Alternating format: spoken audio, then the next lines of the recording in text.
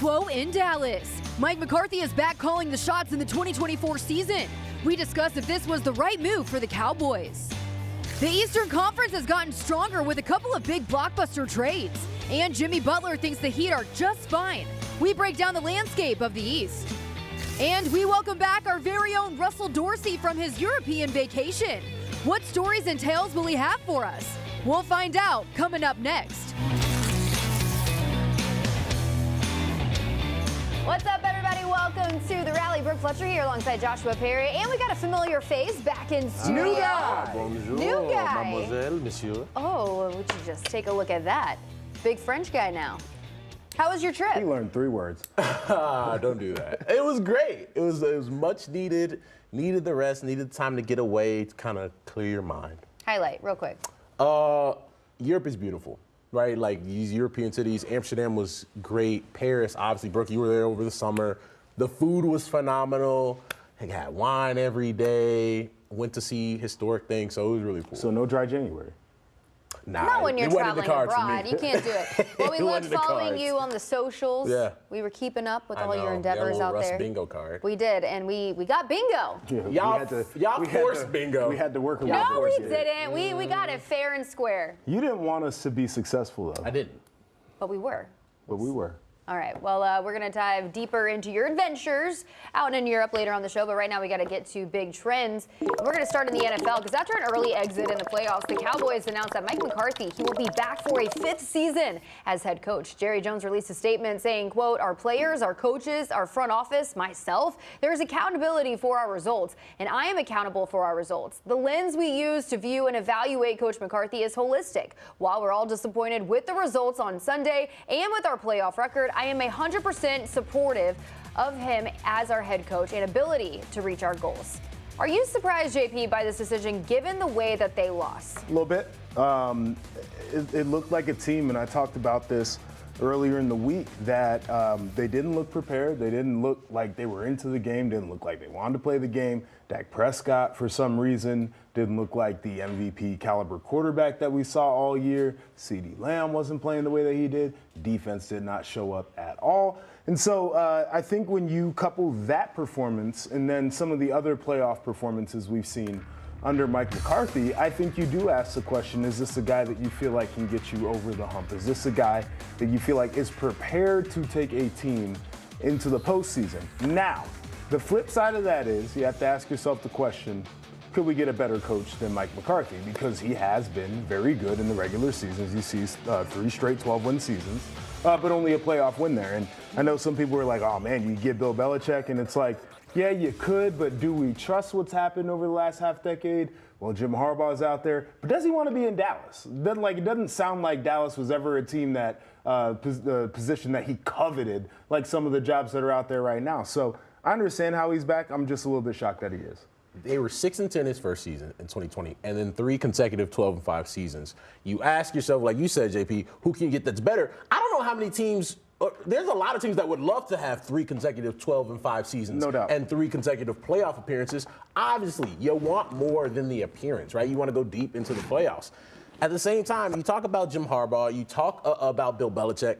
The other part about Dallas, as a destination, everybody thinks, oh, America's team, this and that. At the same time, you have to work hand in hand with Jerry Jones. And I don't know how many people would just run and sign up for that. Well, today's poll is keeping Mike McCarthy the right move. Scan the QR code or go to playtherally.com here.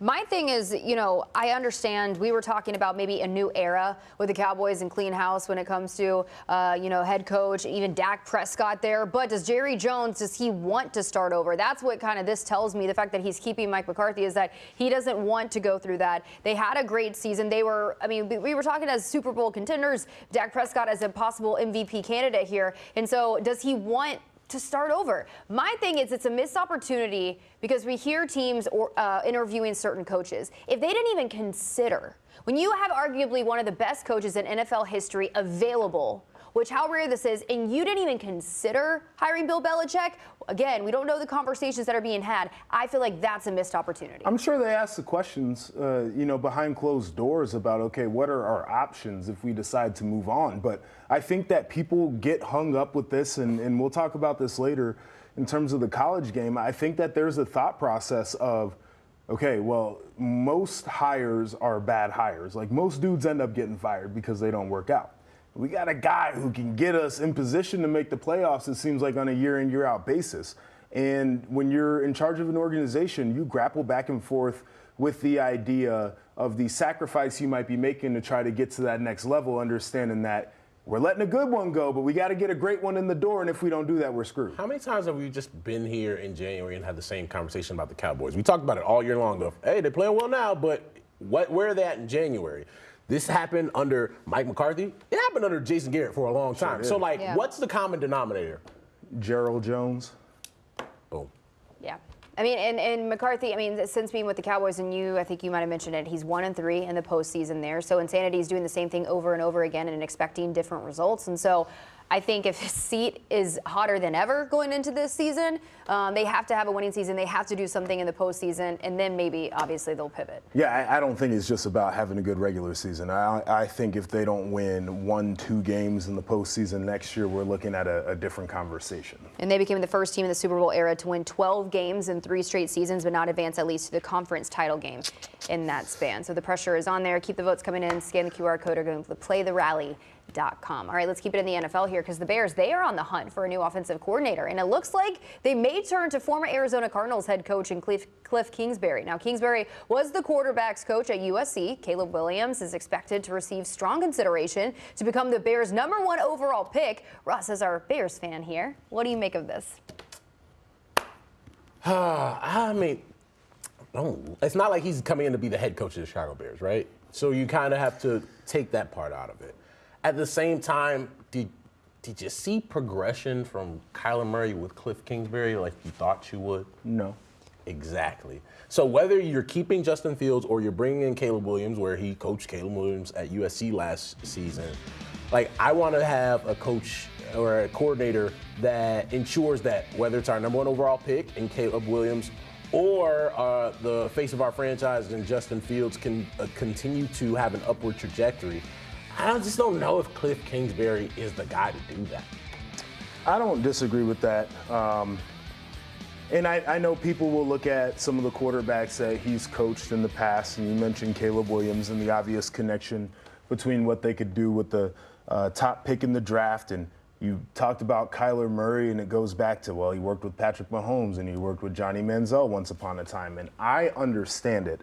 I think you need somebody who, #1, can design offense, and that's one thing that he can do. But you talked about the developmental aspect of it, and like Caleb Williams, I cannot credit his development to Cliff Kingsbury. You mentioned what happened with Kyler. Like, Kyler did some nice things, no doubt. It didn't feel like it was exploding the way we needed it to. Patrick Mahomes felt like a very unfinished product coming into the NFL. There were a lot of people that asked questions about it, and we saw Johnny Manziel as just like, ridiculous athlete, but like, my dude was out there partying till 3 a.m. coming into practice, alcohol reeking out of his pores. Like, that man was going to do what he was going to do regardless of who was coaching him. And so it's a bit of a question about the track record there, but the thing that I do like is at least you're getting somebody who is more creative when it comes to play design and is a quarterback-focused guy. Like, at least the offense will be built around the quarterback. Now, whether or not you get what you need out of the quarterback is going to be a different question. Well, and I think those are two things that they have been desperate for this season, especially with Justin Fields, putting the right pieces around him, but also creating an offense that works well for him and his style of play here. But I mean, if you're Justin Fields, what are you thinking bringing in a guy like Cliff Kingsbury? I mean, one part of you is like, okay, getting creative with those offenses, but then in the back of your mind, you're like, okay, Caleb Williams. Justin's probably like, send me to Atlanta. I want to go back home. Well, this is just a name that they talk to. He would be a good fit in LA. It's not a guarantee that that's the guy. They could bring in Greg Roman or any of these quarterback coaches that they brought in. Who knows? All right, well, let's switch gears here to the NBA where DeAndre Ayton, he missed Wednesday night's game due to a unique reason, and that's ice. According to reports, Ayton was unable to make it to the Moda Center due to thick ice enveloping his neighborhood. Now, he tried for hours to get out of his neighborhood, but he was unsuccessful. They even had members of the team trying to get him out, but they couldn't get anything done here. So what's your read on this? They couldn't get the blowtorches out there? towards some of the ice. Or salt to melt the ice? My man wanted a snow day.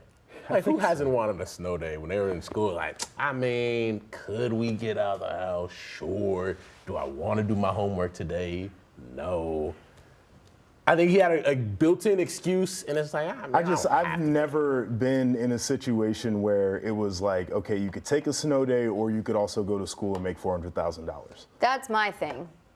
That you could take, like. Do you not How get your hard are you game check trying? if they sent the employees there and the employees were like, yeah, he wasn't getting out You didn't there. work that day. Yeah, but it wasn't his fault.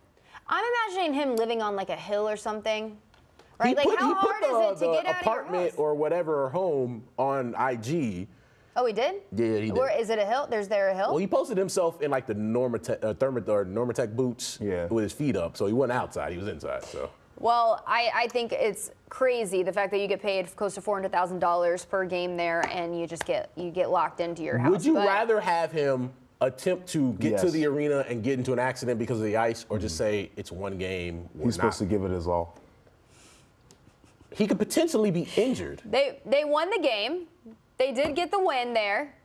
But he could have gotten in a car accident trying to get to the arena. There's people that are expected to trek through more treacherous weather conditions for much less. Here you go. I guess we'll never know. But at least he got, a nice day to relax, maybe. I mean, if he was a mail carrier, nobody would give a damn. That's in their little slogan, though. I know. Yeah, or Amazon Prime delivers. For much less. Right. We expect our packages and everything to get there in time. Hey, bring Fire. me my letters in the mail. Yeah. All right. Well, His mail got delivered that day, I'm sure. we don't know about that. I'm sure. All right. Well, that's enough NBA talk. But we're going to talk after the break. Coming up here, we've reached the halfway point of the season, and the Eastern Conference is up for grabs. So Shams Charania, he's going to stop by to help us sort that all out. And if you haven't heard, Russ is still feeling the vacation high after spending 2 weeks in Europe. So he's going to tell us what the U.S. can adopt from our friends from across the pond there. And we're down to the nitty-gritty in the NFL playoffs. So what are the keys to the 4 games on deck? Well, we're going to let you know on the other side of the break. Stick around. This is The Rally.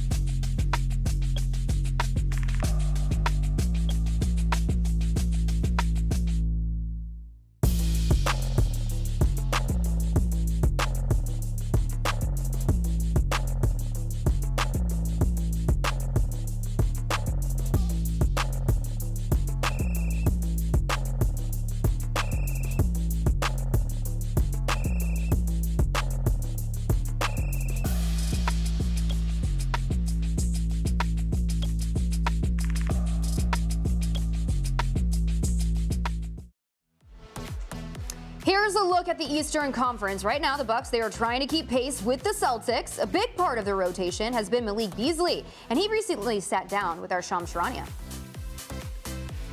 You've got the top three-point percentage in the league right now. How bad do you want to be in the three-point contest? Do you feel like you deserve to be at the three-point contest at All-Star Weekend in Indy? Yes, I feel like I have deserved to go the last couple of years, but especially this year. I'm leading the league in three-point percentage. God forbid I don't want to continue that. But yeah, man, I deserve to be in the three-point contest. I've always wanted to be in it. I think I can win it. I've been talking a lot of talk with Dame, and he's been helping me out. But man, other than that, man, I believe I should be in it. I worked hard. And I'm shooting at a high rate right now. Where do you think you stand in the league as far as shooters? Do you feel like you're the best shooter in the league right now? Yes, I do feel like I'm one of the best shooters in the league. Obviously, there's lots of guys who can put the ball in the hole, but I'm not trying to be cocky or anything. I'm just confident right now. I'm real confident in my work. I've been putting in work every day, and it's showing, and it's showing. And like I said, not to be complacent. That's the main thing I'm focused on right now. Just don't get bored with success. Keep doing my work, keep recovering, and things like that. All right, that's great stuff with our guy Shams there. Talking to Malik Beasley. Welcome back, Brooke. JP, Russ here. Shams Charania, he joins us now to talk more what's going on across the association. Shams, let's take our attention to Toronto, where you had a report on Christian Koloko. So what's his future like in the NBA right now? The NBA informed teams today that Christian Koloko has been referred to the NBA's fitness to play panel. That essentially means that he's unable to play or practice in the NBA until he is cleared. There's been no shortage of suitors, of teams interested in Koloko calling his camp ever since he was waived yesterday by the Raptors to make space for that Pascal Siakam trade. But I'm told that the reason he has this career-threatening issue is a blood clot situation that Christian Koloko has. A source close to him told me this is someone that was a second-round draft pick, someone that Masai Ujiri spoke very high of today in his press conference, saying that they viewed him with a high ceiling, especially coming off of pretty impressive rookie season. He showed flashes of having potential for the Raptors. We obviously wish him the best in seeing if he can figure out a solution to continue his NBA career, but also, more importantly, for him to be healthy. All right, Shams, we appreciate that update here. Let's take it big picture because we are halfway through the season here. And so, we got to draw our attention to the middle of the pack where the Knicks and the Heat and the Pacers, they're all separated by one game. But the Pacers, they just strengthened their team with Siakam. Knicks, they've made improvement. So what's your take on just the Eastern Conference right now, Shams? I think it's a lot of what we thought going into the season as far as Milwaukee and Boston being at the cream of the crop, being at the top of the NBA. And beyond that, like Philadelphia for sure is going to be right there. But then you have really a lull, Cleveland, New York, Miami, which of those teams rises up? But for sure, like Boston and Milwaukee, those are the two teams to me that remain the favorites. I'm looking at the Celtics, and they've kind of been in this position where, you go to the finals and maybe you don't play your best basketball. Then you have the coaching change, and, you have times where Joe Mazzulla looks like a genius, then JP's like, I don't know. But they're undefeated at home. They're 32-9 this year. You go and pay Jaylen Brown all that money, and it doesn't look like that's affected him at all. Jason Tatum's playing good ball. You bring in Porzingis. That's worked.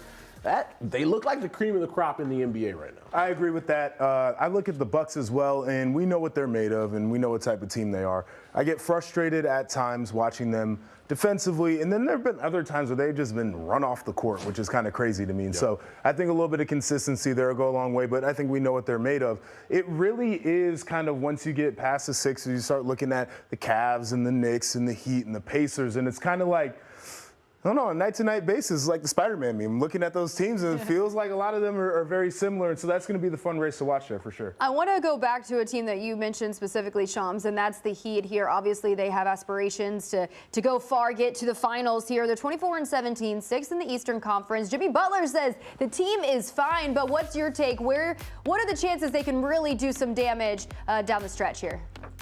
I'm never going to count Miami out. I do wonder if they add another guard, another top flight player on the perimeter, can they take and even, be even better this season? And I think seeing what move that they might make at the trade deadline, if they can add a guard or a wing player with some scoring punch, that could be the thing that puts them over the top this season. But I'm never going to count on a team if they don't make a move. I think they do always have enough with Jimmy Butler, Tyler Hero, Bam Adebayo. As long as they're healthy, for them, they always have a shot. Imagine if they had Damian Lillard. Oh, man. Oh, you're just making Heat fans mad. A player like Damian Lillard would definitely take them over the top. I think it's funny. It's funny. You're putting Heat fans through torture at this moment. I'm with Shams. Like, you never want to count out Eric Spoelstra and his teams. They are always going to give him their best. He's always going to get the best out of those rosters. They've gotten a lot out of, Jaime Jaquez this year and what he's been able to do. And Tyler Hero's played good ball. And once you get guys healthy, it's a roster that can compete with anybody on a nightly basis. But I'm with Shams. Like, you wonder if they had one more move to make at the deadline. Who is that guy? Because it was Dame for a long time. It was like, we get Dame on this roster, then we're going to be in really good shape. Yeah, the point that both of you guys keep going to about the health, though, I think is the one where I'm like, they're cool. Because they have been a different team when they are not healthy. But you figure by the end of the year, they should be feeling pretty good. And we know what Heat culture is all about. Shout out to my guy Morris upstairs. Morris is loving that. Why you got to throw Damian Lillard in the mix, making Heat fans at home Because Heat upset? fans all summer are like, oh, we getting Dame. And then they didn't. And they were like, we didn't even need Dame. You lie. Just And then taking they them while started they're getting mad down, at man. GMs. Yeah. And then they're like, no, we got Jaime Jaquez. Stop it. Stop it. You should hear what Morris is saying in our ear. All right, Shams, good stuff. We appreciate you taking the time. We'll catch up with you later, okay? Thank you. All right, coming up. Yeah, we're talking Europe here because Russ came back with all sorts of big plans for us here in the States. He's going to tell us what we need to adopt from his European adventure. Why? Coming up next.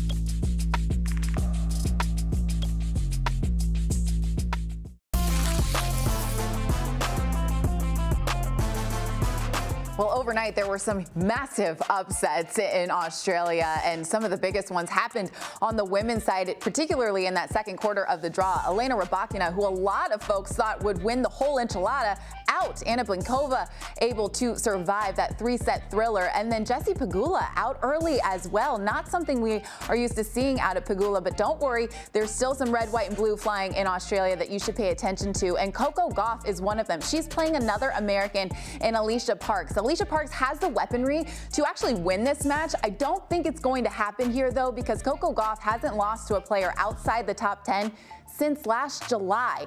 So I do expect Coco Gauff to continue her run here in Australia. And then Amanda Anisimova is on her comeback trail to tennis. She's actually playing another woman in Paula Badosa, who's also in a comeback of her own. So this one has the potential to be one of the best matches of this round. Anisimova does have the tools to be able to win it, but I do think Paula Badosa looks a little bit stronger. And then on the men's side, Ben Shelton has a tricky matchup tonight against Adrian Manarino. The Frenchman is a fighter. He came into this tournament at his career high ranking of 19 in the world. Ben Shelton's serve has really gotten him through some matches when he's been showing some vulnerability out there in Australia. So I expect him to be able to move on past Manarino, but it might be a tight one. You got stuff to look forward to at the Australian Open for the Americans for sure.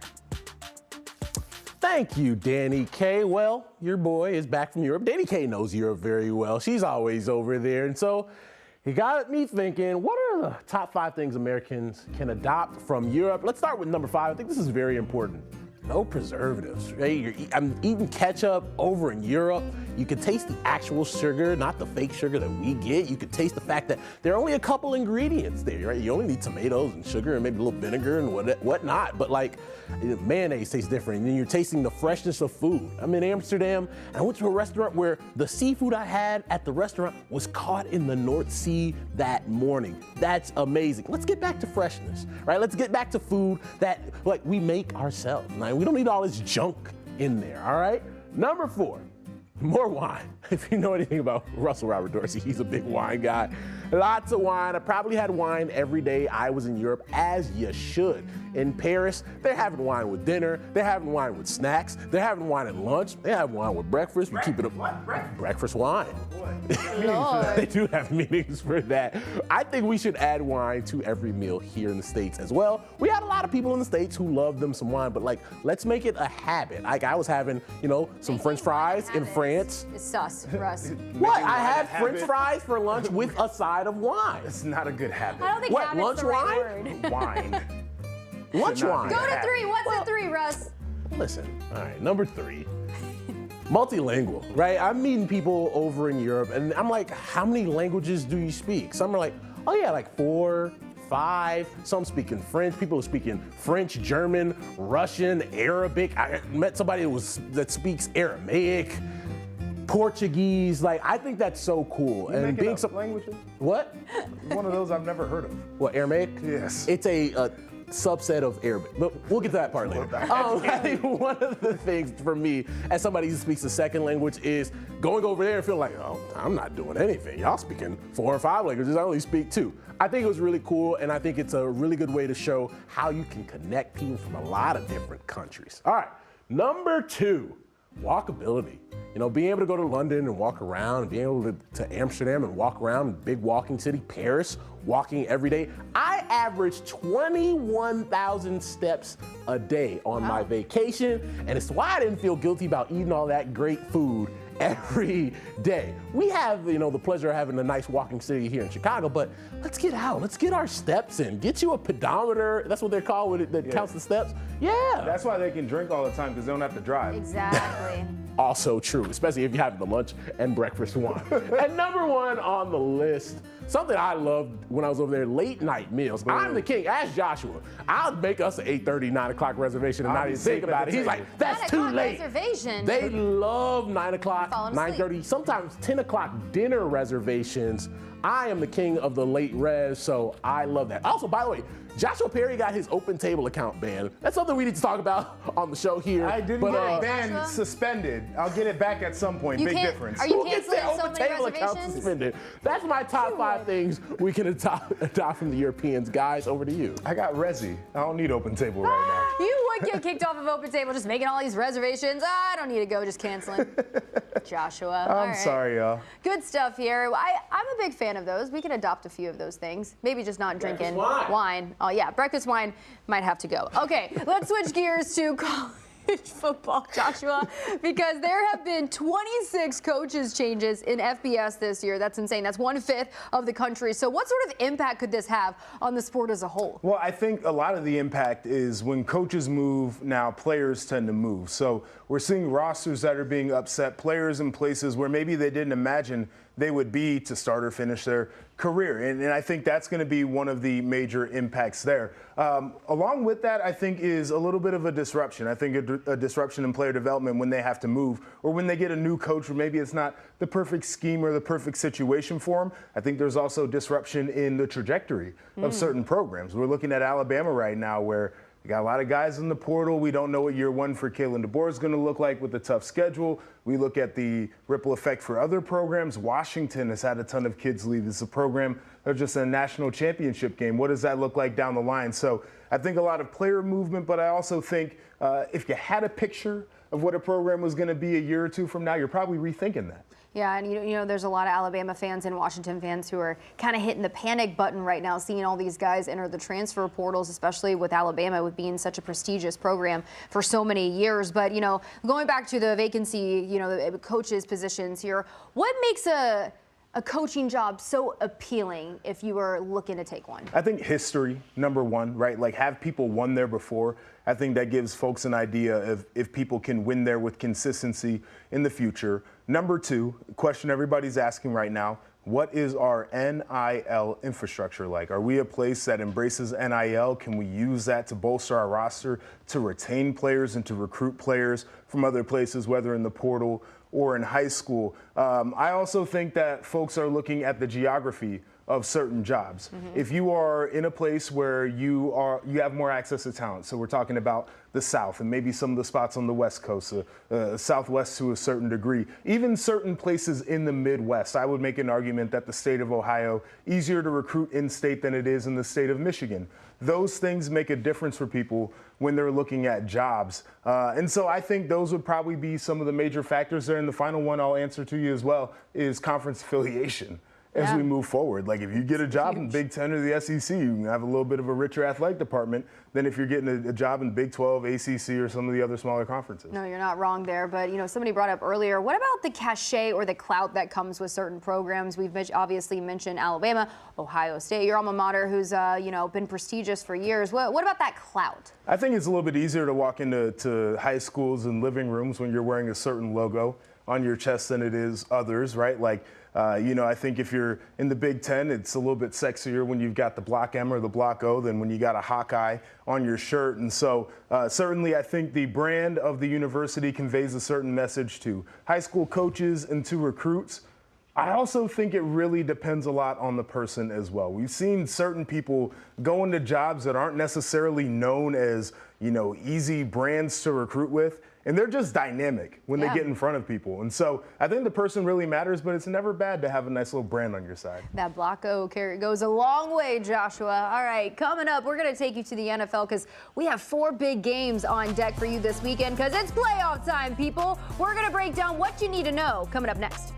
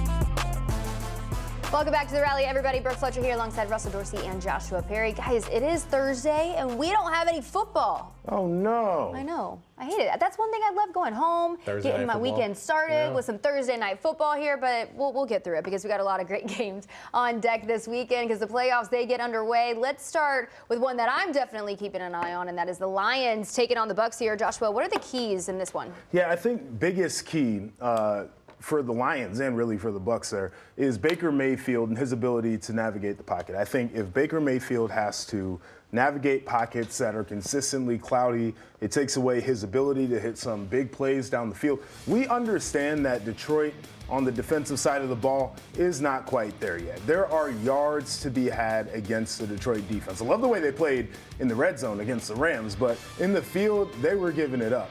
So the idea is when you have a pass rusher like Aiden Hutchinson, I don't even need you to really hit the quarterback all the time.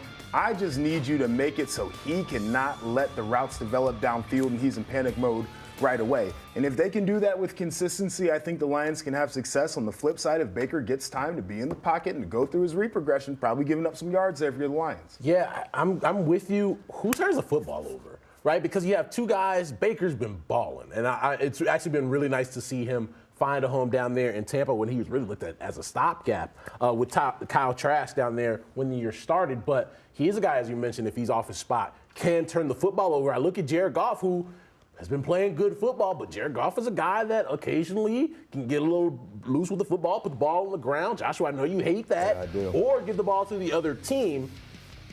The team that has the fewest turnovers wins this game, right? I know that's easy to say, but when you have two offenses that could potentially be explosive, but also two offenses where if one thing is off, it could be a lot of turnovers. Yeah, one thing I'm keeping an eye on too is with the Lions, just from the mental side is just how are they going to respond after coming off this emotional high, after, getting their first playoff win there, beating the Rams, going up against Matthew Stafford here, compartmentalize and then put that away and then focus on this next game and understand that the job, it's not over yet. So that's something that I'm really focusing on. But going back to the Bucs here, you give us some credit to Baker Mayfield and he was making it look easy in that last matchup. But how much credit can you give to this receiving core and what they are able to do? A lot of credit there. They've got some playmakers on the outside, no doubt. The one thing that they need to change from this last game is Mike Evans on some of those deep passes couldn't reel him in, right? Hit him on the fingertips, wasn't able to hold on to him.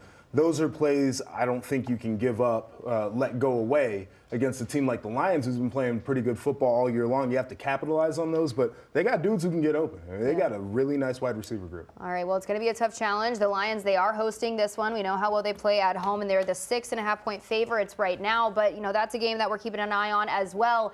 This is probably one of the most exciting games every single season. We got the Bills. They're taking on the Chiefs, but Patrick Mahomes, he is on the road for the first time in the postseason. So how much is that going to play a factor, JP? It's going to be a big factor. I think being on the road for him, and although, he played a neutral site in the Super Bowl, we've seen him do that numerous times, going to a place like Buffalo.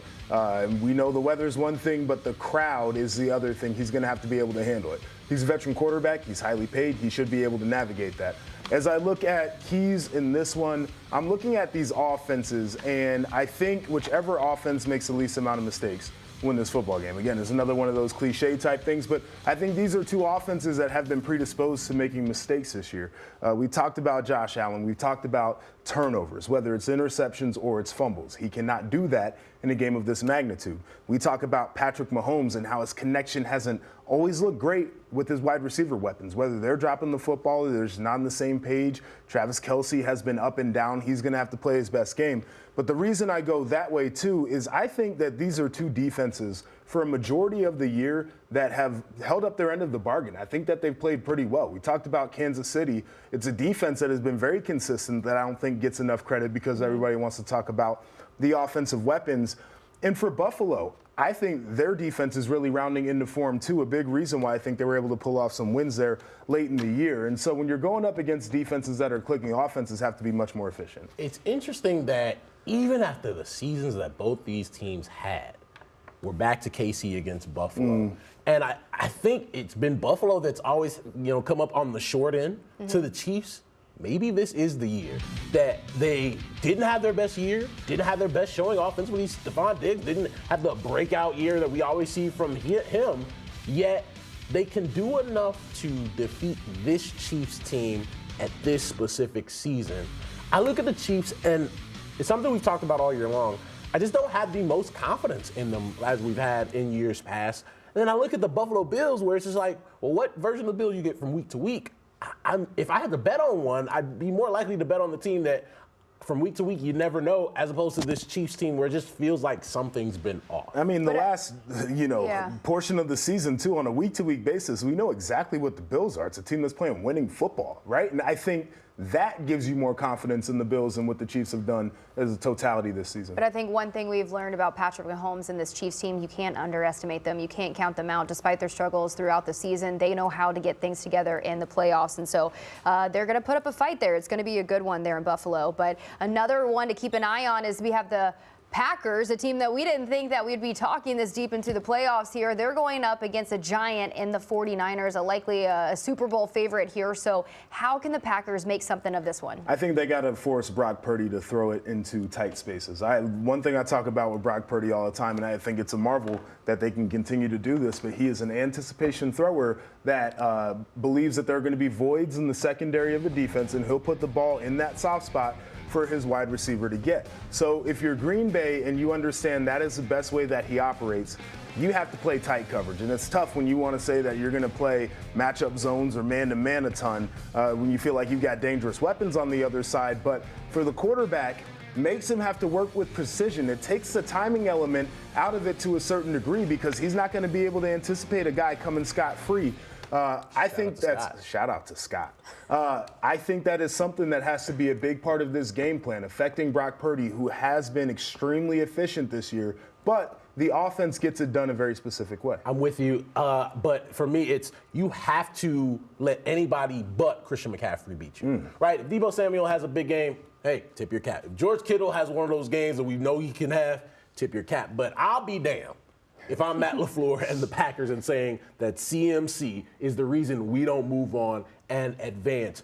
He's so good. I know it's easier said than done with what he can do in the running game and in the pass game, but you got to let somebody else outside of Christian McCaffrey, the best player in the NFL offensively this year, beat you. Yeah, and I mean, the Packers, this is a team, they could be that dark horse, right? That could take it down, took down the Cowboys. They could take down the other giant here. You know, sometimes it's like you just see a team that's just clicking at the right time. This could be that team. That was a good defense they carved up, too, right? Like, I know everybody's like, oh, well, this and that. They were easily getting up and down the field. They sure were. And the score was not as close as it was when the final horn sound. So a lot of empty cows in that game. Yes. Well, one thing that we have also learned about watching this, the wild card games and just the season as a whole is that there's a lot of young stars that are just showing up. For the Packers specifically, you got Jordan Love, some other guys, C.J. Stroud, Jahmyr Gibbs, Sam Laporta, Romeo Doubs, Rashee Rice. I mean, the list goes on. Jake Ferguson, although the Cowboys, they are now out there. So just a lot of young guys, the next generation of talent in this league, JP. Who's impressed you most? I mean, it's hard to say it's not the rookie quarterback and C.J. Stroud. He has been phenomenal stepping into a situation where I don't think a lot of rookie quarterbacks could have had success. Got first-time head coach, you don't have a ton of weapons around you, and the expectation is that you're going to fail. And he rose up to the challenge there. The other guy for me who has had a year that is historically great, and people don't talk about it like that, Sam Laporta, the tight end over there in Detroit. And I watched him while he was at Iowa and said this guy is going to be an impact player in the NFL. And he got into an offense that values having weapons with his skill set. They like targeting him. They use formations where they like to get big. It suits the way that he can play. And so I think what the common thread between both of those guys is they got into situations where coaches said, we're going to maximize what you do extremely well and try to hide what you don't.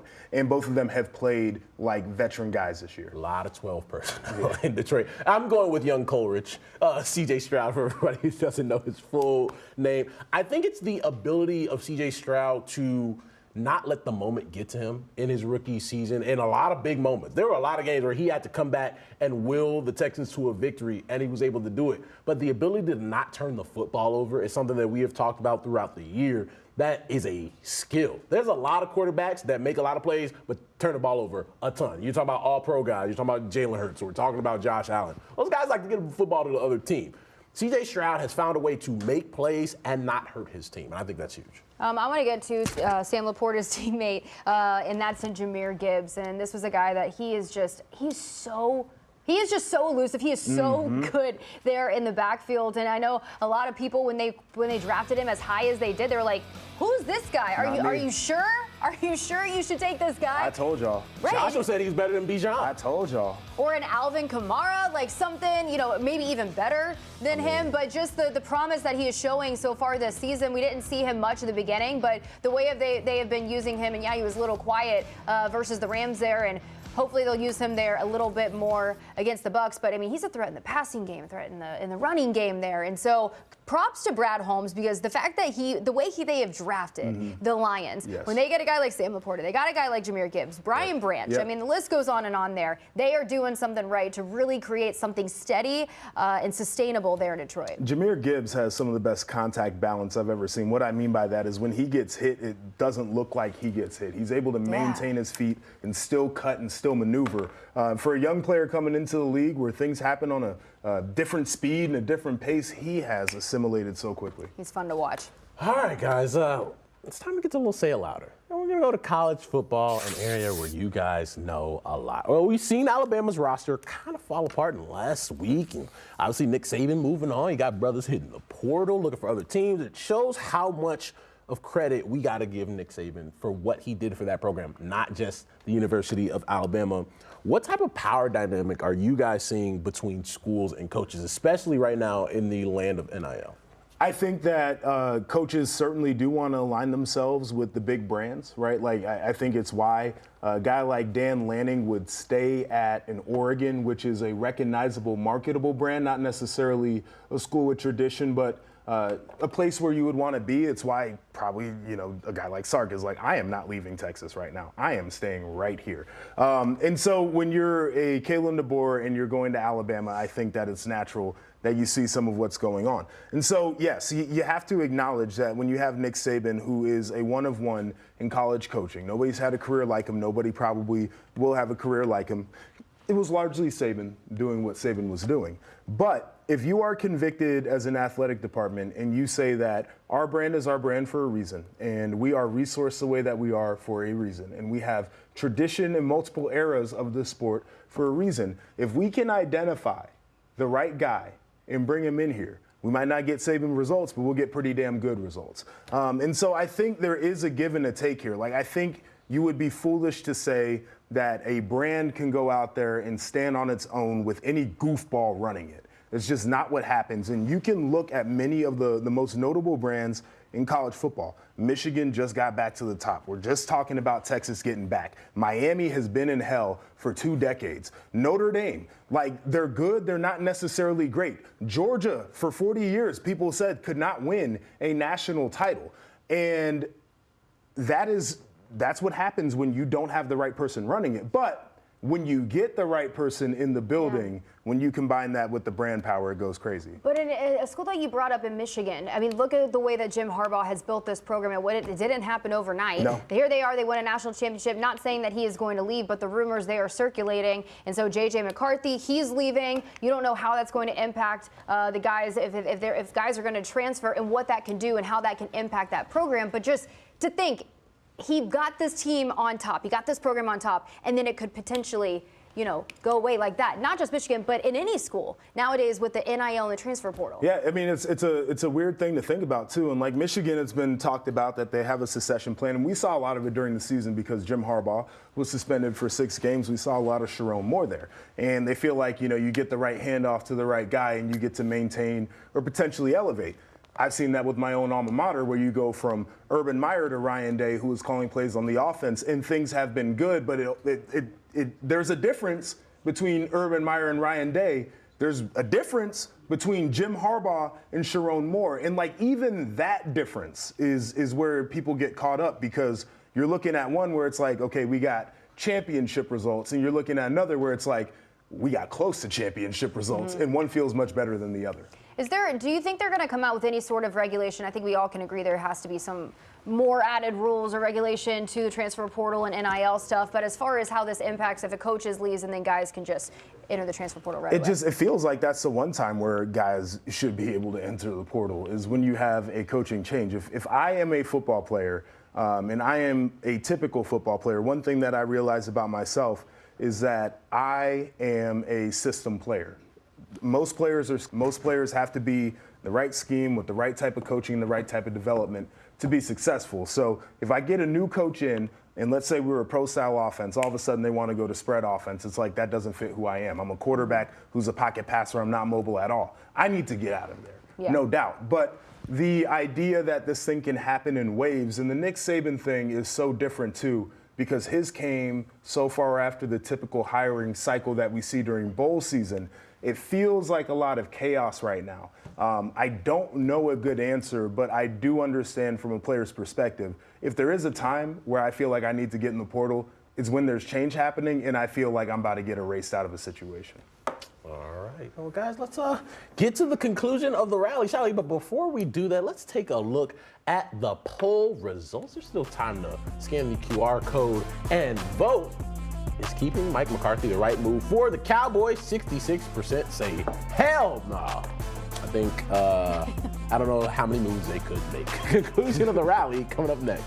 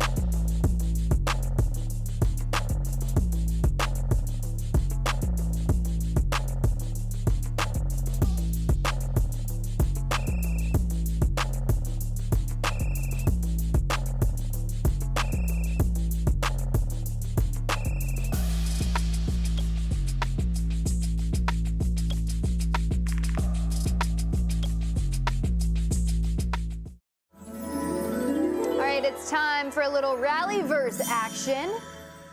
Take a look at some of our special guests here on the show. All right, we're gonna take our first stop. Pacers taking on the Kings here. Who is the king of Indiana, guys? We got Michael Jackson, David Letterman, Mike Pence. Kenneth Babyface Evans. Please! Don't you dare. Brooke, don't do that. Larry Bird. No, Babyface. No. He got a highway in Indianapolis named after him. Yeah, Babyface? Cool, okay. Yes. It's Larry Bird. Bro, Robbie Hummel? Babyface is How an about Robbie Hummel? Purdue great. We gonna leave him out of this because he don't like to be in the Salt Lake? Why? he don't like being in the great conversation. He's on the animation though. He deserves to be. Robbie? It makes him blush when we talk about him as a legend. Because he's so humble. Babyface is an all-time Humble. legend, bro. I'm with you, but Bro, think it crosses. He's Larry Bird level when it comes to R&B. Doesn't cross the community. All right, let's move. My community, it crossed.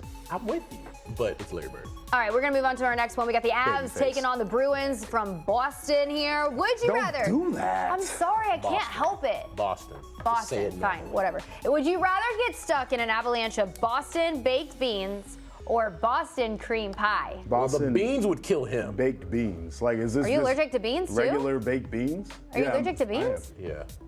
Why? Legumes. What do you mean? What do Why? you mean, why? What was the other option? She's gonna make me cuss. So would you? So would you I didn't know rather you were allergic to have an beans, too. avalanche Trying to kill of me. Boston cream pie or Boston baked beans? Cream Boston pie. cream pie. For sure, it's fluffy. What's a more attractive letter? A for the Avalanche or B for Bruins or for See, Brooke? B got them curves, you know what I'm saying? Ha Thick letter. Like the thick numbers. It's a callback. It's just either A or B. It's just think A it's or B. I think it's the baked beans. Keep it about No, the we've beans. moved on from that. But what's this one? It's which letter is more attractive? B. Yeah, B. Okay, I'm so glad we got through that. Guys, I'm so glad you came and hung out with us. We'll see you tomorrow.